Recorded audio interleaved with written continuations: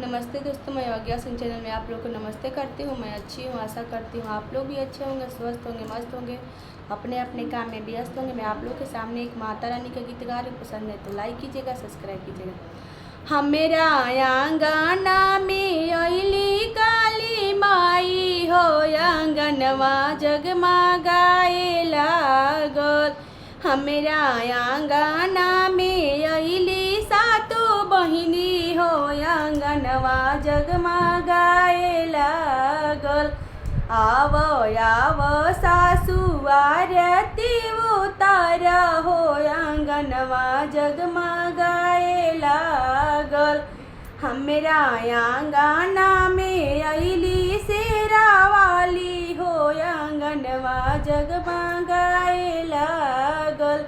आव आव गोतिन आसन लगावा हो, आंगनवा जगमगाए लागल।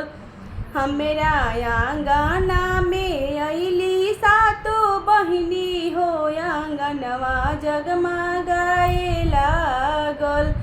आव आव ननद भोगावा लगावा हो, आंगनवा जगमगाए लागल।